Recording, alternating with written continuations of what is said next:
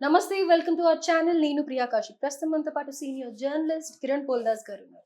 Hello sir, నమస్తే. Hi అండి. నమస్తే అండి.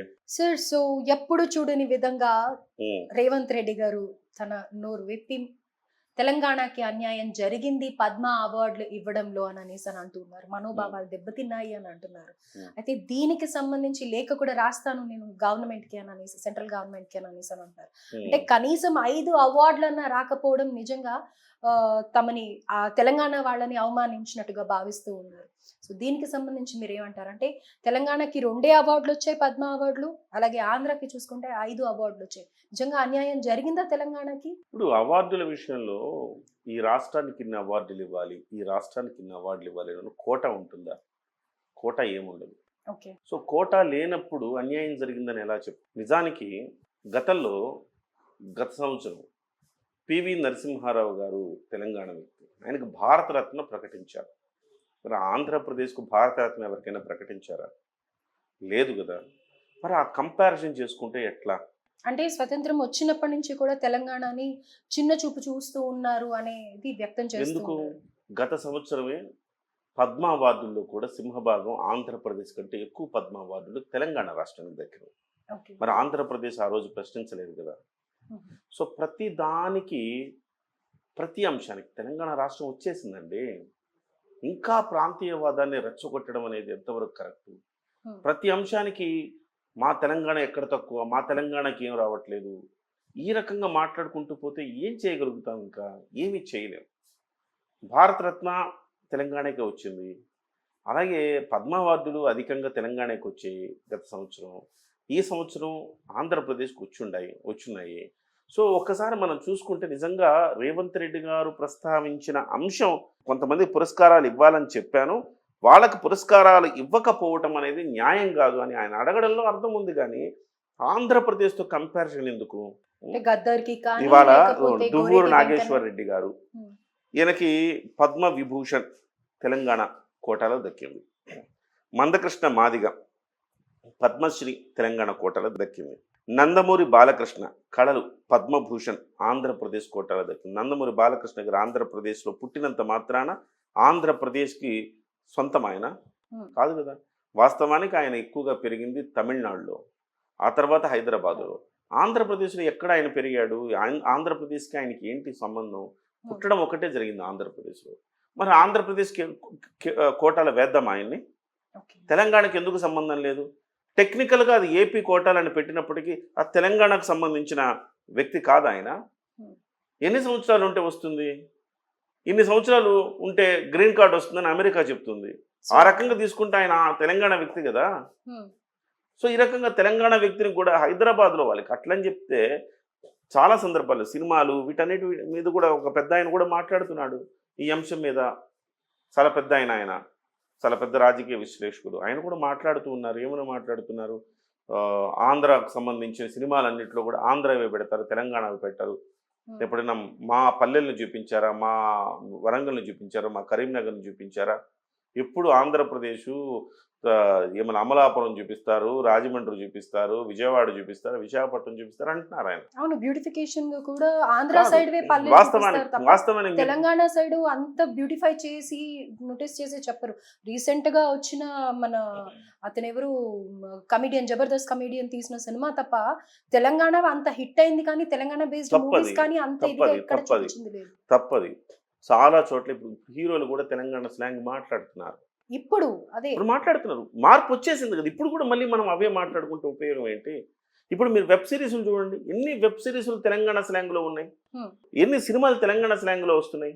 ఉన్నప్పటికీ కూడా సరైన Dasara cinema, recognition Nani cinema రావట్లేదు వచ్చింది, కదా. తెలంగాణ స్లాంగ్లో వచ్చింది, తెలంగాణ ప్రాంతం కథ. అలాగే చాలా కథలు ఇప్పుడు తెలంగాణ ప్రాంతంలోనే పుడుతున్నాయి, కథలు అనేకం పుడుతున్నాయి. కొత్త కొత్త దర్శకులు వస్తున్నారు తెలంగాణ ప్రాంతం నుంచి. ఆ దర్శకులు కొత్త కొత్త దర్శకులు తెలంగాణ ప్రాంతం కథలు తీస్తున్నారు. ఒక పెద్ద దిల్ రాజ్ అనే ఒక పెద్ద 4 పిల్లర్స్ అనుకుంటే ఒక పిల్లరే ఆయన బోల్డ్ సినిమాలు తీస్తున్నాడు తెలంగాణకు సంబంధించినవి. మరి సో ఇక్కడ తెలంగాణ సంస్కృతి, కళలు ఈ అంశాల పట్ల ఇవాళ చాలా సినిమాలు వస్తున్నాయండి. నిజం చెప్పాలంటే ఆ సినిమాలు హిట్ కూడా అవుతున్నాయి. వెబ్ అవుతున్నాయి, సిరీస్ కరెక్టే. హిట్ అయితే అవుతున్నాయి. మరి గద్దర్ గారు ఎప్పటి నుంచో ఉన్నారు. ఉమ్, ఆయనను చూసి ఎంతో మంది సాంగ్స్ నేర్చుకోవడం కానీ, అక్కడని ప్రోత్సహించడం కానీ ఎంతో మంది చేశారు. మరి అలాంటిది ఆయనకి తగిన గుర్తింపు రాలేదు కదా ఇప్పటి వరకు. అదే గద్దర్ గారికి ఇవ్వకపోవటానికి వేరే ఇతర రీజన్స్ ఉంటాయి. ఉమ్, నేను అంటుంది అవార్డు మాకు చాలా మందికి అవార్డు రాలేదు. ఇప్పుడు అవార్డులు ఒకసారి చదువుతాను. నందమూరి బాలకృష్ణ గారికి పద్మభూషణ్ వచ్చింది. ఆయన నేను ఖచ్చితంగా నేను ఖండిస్తున్నాను. ఏపీ వ్యక్తిగా దాన్ని చూడడాన్ని నేను ఖండిస్తున్నాను. ఆయన ఓవరాల్గా తెలుగు వ్యక్తిగా చూడండి అవును. దయచేసి. కేఎల్ కృష్ణ సాహిత్యం పద్మశ్రీ, మాడుగుల నాగమణి శర్మ కళలు పద్మశ్రీ, మిరియాల అప్పారావు కళలు పద్మశ్రీ, వద్దిరాజు రాఘవేంద్రాచార్య సాహిత్యం. వీళ్ళల్లో నాకు తెలిసిన వాళ్ళు ఒక మాడుగుల నాగమణి శర్మ గారే ఉన్నారు. మిగతా కృష్ణ గారు, అప్పారావు గారు, రాఘవేంద్రాచార్య గారు పెద్దగా పేరెన్నిక కన్న వాళ్ళు కదా. ఆయా రంగంలో లబ్ధ ప్రతిష్ఠులు అయి ఉండొచ్చు కానీ, ఆయా రంగాల పట్ల అవగాహన ఉండే వాళ్ళకి వాళ్ళు తెలియచ్చు కానీ, బట్ కామన్ పీపుల్కి వాళ్ళు ఎంతమందికి తెలుసు తెలియదు. తెలియదు. అయితే ఇక్కడ చాలా మంది వేణోళ్ళ పొగిడింది ఏంటి గతంలో తెలంగాణకు కూడా చాలా మంది మొగలయ్య గారికి అవార్డు వచ్చింది. ఇంకెవరో చెట్ల సంథింగ్ వన సంరక్షణ చేసిన ఆయనకి అవార్డు వచ్చింది. ఇలాగా గతంలో అన్సంగ్ హీరోస్కి అవార్డులు ఇచ్చారు అని చెప్పేసి అందరూ వేణోళ్ళ పొగిడారు మోదీ గారిని. అన్సంగ్ హీరోస్ అంటే వాళ్ళు ఆ రంగంలో విశిష్టమైన సేవలు అందించి ఉండొచ్చు. వాళ్ళ గ్లామర్ లేకపోవచ్చు, వాళ్ళ గ్లామర్ ప్రపంచానికి దూరంగా ఉండొచ్చు, కానీ వాళ్ళు విశేషం జీవితం మొత్తం సాక్రిఫైస్ చేసి ఆ పని పట్ల వాళ్ళు దృష్టి పెట్టారు. అందుకే వాళ్ళకి అవార్డు వచ్చింది. ఇవాళ వీళ్ళు కూడా వాళ్ళ జీవితంలో వాళ్ళు కూడా ఆ రకంగా చేసి ఉండొచ్చు. పేర్లు మనకు తెలియకపోయినంత మాత్రం. నాకు ఒకటే ఒక అభ్యంతరం ఉంది ఏంటంటే, మాడుగుల నాగమణి శర్మ గారికి ఇప్పుడు ఆయనకు అవార్డు ఇవ్వాల్సిన అత్యావశ్యకత ఏమీ లేదు. ఆయన వాళ్ళ అసలు జనబాహుళ్యంలోనే ఆయన లేరు. పెద్దగా ఆయన ఎక్కడ కూడా ఆయన యాక్టివిటీస్ జరుగుతున్నట్టు కూడా లేవు. కాకపోతే మనం చూడాల్సింది ఇప్పుడు అందేశ్రీ గురించి రికమెండ్ చేసింది తెలంగాణ ప్రభుత్వం. చుక్కా రామయ్య గారి గురించి రికమెండ్ చేసింది. జయదేవ్ తిరుమలరావు గారు, గద్దర్ గారు, గోరెటి వెంకన్న గారు చాలా గొప్పవాళ్ళు. వీళ్ళు లబ్ధ ప్రతిష్ఠులైన వాళ్ళు, వాళ్ళ రంగాల్లో చాలా గొప్పవాళ్ళు వీళ్ళు. వీళ్లకు రాకపోవటాన్ని మనం ఖచ్చితంగా వీళ్ళకి రావాల్సిన అవసరం ఉంది. వీళ్ళ అవార్డుకు అర్హులు.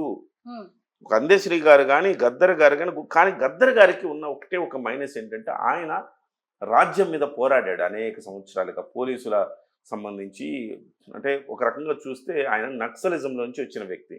సో ఆ కోణంలో బీజేపీ ఇష్టపడకపోవచ్చు ఆయనకు అవార్డు ఇవ్వటాన్ని. మరి చుక్కా రామయ్య గారు ఎంతో మంది భవిష్యత్తు అదే నేను అంటుంది అదే. చుక్కా రామయ్య గారు కావచ్చు, అందేశ్రీ గారు కావచ్చు, జయధీర్ తిరుమలరావు గారు కావచ్చు, గద్దర్ గోరటి వెంకన్న గారు కావచ్చు, ఈ నలుగురికి ఇవ్వటంలో పెద్దగా అభ్యంతరాలు ఉంటాయని నేను అనుకోను. కానీ ఎందుకు ఇవ్వలేదనేది నాకు తెలియదు. కానీ బట్ మన వాళ్ళకి అవార్డు రాలేదన్న బాధను వ్యక్తం చేయటం వేరు, ఏపీకి ఎందుకు ఇచ్చారని అడగటం వేరు. సో ప్రతి దాంట్లో మనం ప్రాంతీయ తత్వాన్ని చూడడం మానాలి అంటున్నా నేను. సో లాస్ట్ టైం అవార్డులు, పద్మ అవార్డులు ఎక్కువ వచ్చినప్పుడు ఆంధ్రప్రదేశ్ అడిగిందా? భారతరత్న వచ్చినప్పుడు మాకెందుకు ఇవ్వలేదు భారతరత్న అని అడిగిందా? ఎన్టీఆర్ గారికి భారతరత్న ఇవ్వాలని ఎన్నాళ్ళుగానో పోరాటం జరుగుతూ ఉంది. మరి ఆయనకి ఇవ్వలేదు కదా. మరి పివి నరసింహారావు గారికి ఎలా ఇచ్చారు మీరు? బీజేపీ వాళ్ళు అయి ఉండి ఒక కాంగ్రెస్ వ్యక్తికి మీరు ఎలా ఇచ్చారు?